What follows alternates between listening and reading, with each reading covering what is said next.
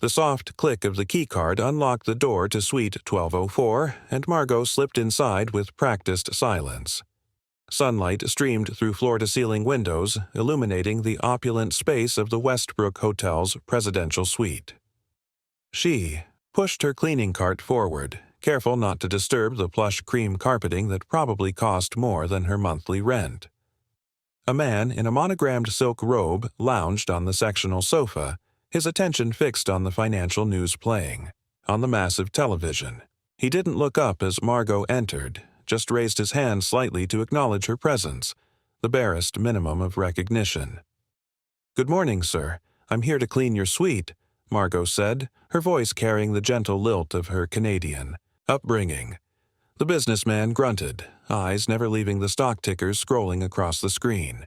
"Try not to disturb anything important." Margot nodded and began her routine, starting with the bathroom. The marble countertops were splattered with water and expensive grooming products. She cleaned methodically, replacing towels and restocking, amenities with efficient movements honed from years of service. When she emerged to tackle the main living area, she noticed the businessman watching her, his coffee cup balanced on his knee. Something in his expression had changed, a narrowing of the eyes, a tightening around the mouth. "Excuse me," she said politely. "I'll just tidy around you if that's all right." The businessman's eyes tracked her as she collected discarded clothing and empty glasses. As she bent to retrieve a crumpled napkin near his feet, he suddenly slammed his cup down on the glass coffee table. "What exactly do you think you're doing?" he snapped. Margot straightened, confusion crossing her face. "Sir," the businessman gestured, toward the bathroom. "I specifically requested Evian water bottles, not whatever bargain brand garbage you stocked in there. Do they not teach you how to clean in Canada? Or is this just your best effort?" Margot swallowed the immediate sting of his words. "I apologize, sir. The hotel switched water suppliers last week. I'll request Evian from the service kitchen right away." "Don't bother now," he scoffed, waving a dismissive hand. "The damage is done. Just finish up and get out." He turned his attention back to the television, cranking the volume louder as if to drown out her existence. Margot continued working, her movements still precise but her shoulders now slightly tensed. She moved to make the bed, tucking hospital corners with care. "For Christ's sake," the businessman barked suddenly. "What kind of fold is that? The other maid did it properly." He stalked over, yanking the comforter away. "And these pillows look like they were arranged by a child." A young bellhop passing by the open door slowed his pace, glancing in with concern before Margot gave him a small shake of her head. This wasn't the first difficult guest she'd handled. "Even the way you stand is irritating," the businessman continued, looking her up and down. "All hunched over like that, and that accent. Could you try speaking normal English? Where in Canada are you from anyway? Some backwater town no one's ever heard of?" "Quebec originally, sir," Margot answered quietly, keeping her voice steady. "That explains it," he sneered. "Probably grew up speaking French until you realize no one important speaks that anymore." Margot moved to the windows, wiping down the glass with smooth, practiced strokes. Her reflection showed a woman in her 40s, dignity intact despite the verbal assault. "You know what your problem is?" The businessman followed her, standing too close. "You people think you deserve the same respect as those of us who've actually accomplished something. This is why people like you never make it anywhere." The words hung in the air, sharp and poisonous. Margot's hand paused mid-wipe, her cloth frozen against the gleaming window. Beyond the glass, Chicago's skyline stretched majestically, a testament to human ambition and industry. She took a deep breath, feeling something shift inside her. Not anger, but a quiet resolve that straightened her spine. "Actually, sir," she said, turning to face him fully for the first time, "the water bottles in your bathroom are Evian. If you check the label, you'll see the distinctive mountain logo." The businessman blinked, clearly not expecting a response. "What?" "And the pillows are arranged according to the Westbrook's 5-star standard. Decorative shams at the back, medium firm down pillows for sleeping, and hypoallergenic option in the closet.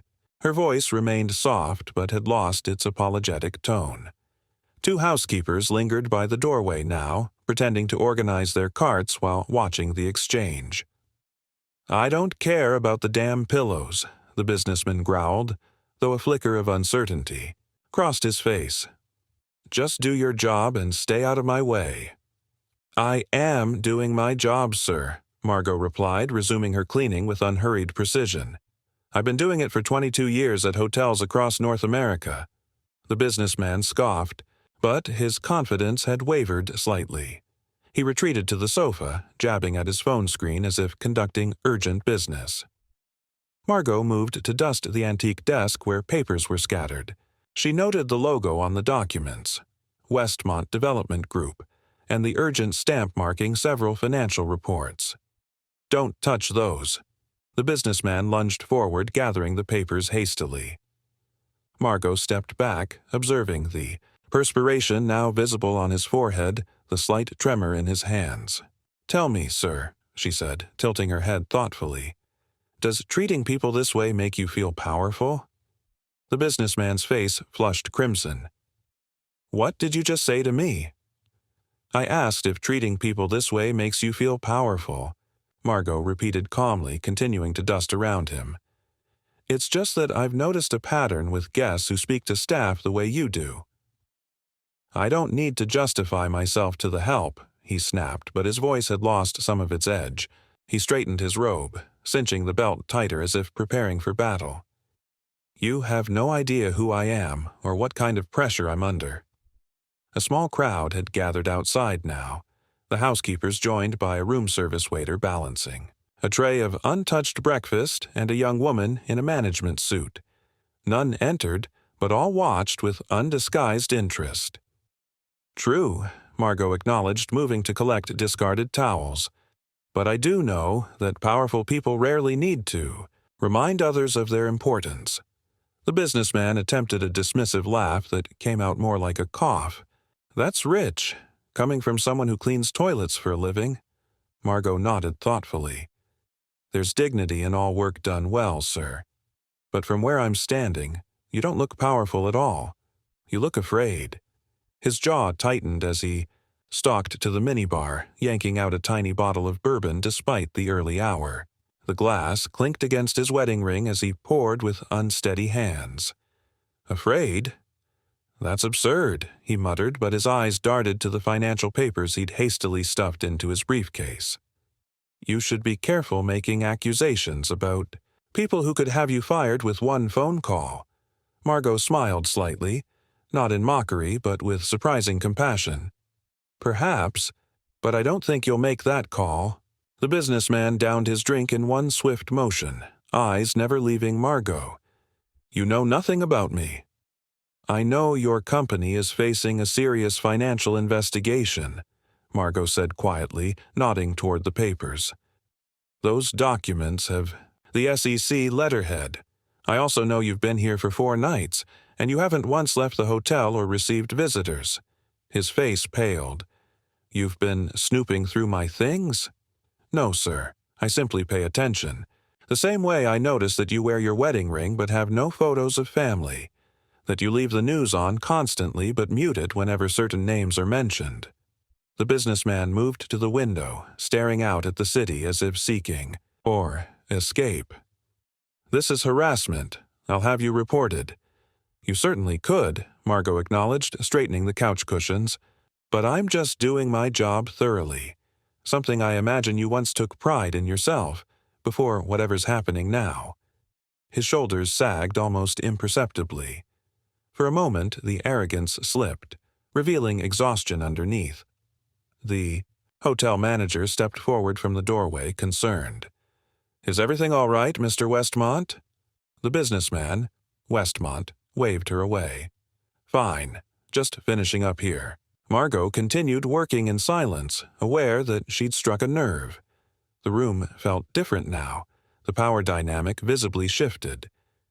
"You think you're so perceptive," Westmont finally said, trying to recapture his earlier disdain.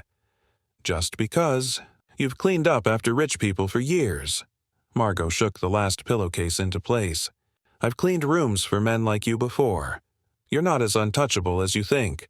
Behind closed doors, everyone is simply human, with the same fears and weaknesses." "Stop talking," Westmont demanded, voice cracking.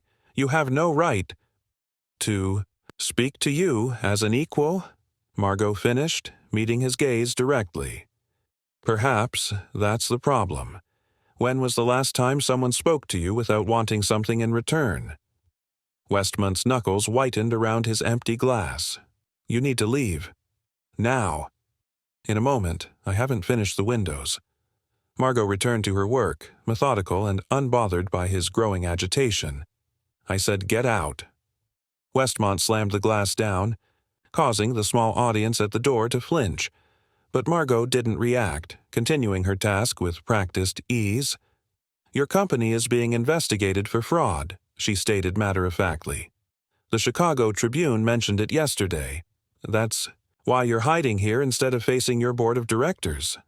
Westmont looked stricken. "How did you—" "I read newspapers, sir, and unlike your employees who are afraid to tell you the truth, I have nothing to lose by saying what I see." The silence in the room grew heavy, broken only by the soft squeak of Margot's cloth against glass. The staff at the door exchanged glances, sensing they were witnessing something extraordinary. "You've spent so long bullying everyone around you that you've forgotten how to accept help," Margot continued, her voice gentler now. "But lashing out at housekeepers won't solve your problems." Westmont sank onto the couch, his facade crumbling completely. "Everything's falling apart," he whispered, more to himself than to her. 20 years building something just to watch it burn. He looked up, really seeing her for the first time. "Who the hell are you?" "Just Margot Tremblay, sir. 22 years in hospitality, including 5 as head of housekeeping at the Ritz in Montreal before moving to Chicago." She sprayed glass cleaner on the final window, working in practiced circles. Westmont watched her, deflated. "And what makes— You think you understand anything about business or what I'm going through?"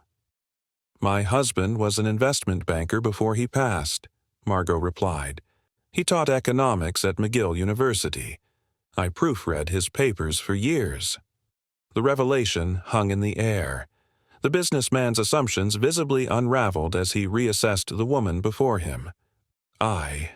He began, then stopped, seeming unable to find words. The apology caught in his throat, unpracticed and difficult. Margot finished the window with a final polish, stepping back to admire the streak-free surface. Her work was flawless, every counter gleaming, every surface pristine. The suite looked better than when she'd entered, despite the emotional storm that had blown through. The small crowd at the door had dispersed, sensing the confrontation was over, though a few still lingered curiously at a distance.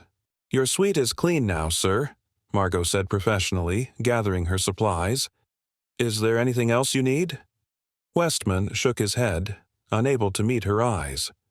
The man who had seemed so imposing half an hour ago now looked diminished, sinking into his expensive robe. "Sometimes," Margot offered quietly as she wheeled her cart toward the door, "admitting you need help is the most powerful thing you can do. The hotel concierge knows several excellent lawyers who specialize in financial cases, if you're interested." Westmont looked up sharply, surprise replacing his shame. "Why would you help me, after how I treated you?" Margot paused at the threshold, her hand resting lightly on the door handle. "Because everyone deserves dignity, Mr. Westmont, even those who forget to extend it to others." She smiled, not with condescension, but with genuine warmth. "Maybe next time, try treating people like human beings. You'd be surprised how many might actually want to help you succeed." With that, she was gone, leaving Westmont alone in the immaculate suite that suddenly felt too large, too empty. He moved to the desk where his scattered financial papers lay, evidence of his crumbling empire. But instead of the panic that had consumed him for weeks, he felt an unexpected clarity. The maid, Margot, had seen through his defenses with unsettling ease, cutting past the bluster to the frightened man beneath. In the hallway, Margot pushed her cart toward the service elevator, her co-workers watching with newfound respect. The hotel manager approached, concern etched on her face. "Are you all right? That man has been impossible all week." "I'm fine," Margot assured her. "I think Mr. Westmont just needed someone to listen." 3 days later, as Margot prepared to clean room 1204, she found it unexpectedly vacant.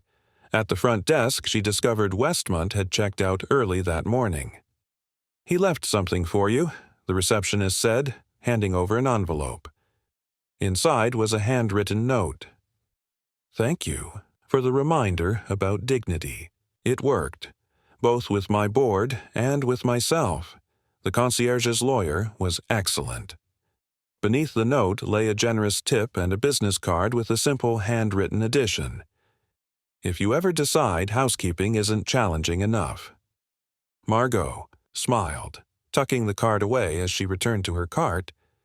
In the end, she wasn't the one cleaning up the biggest mess. He was.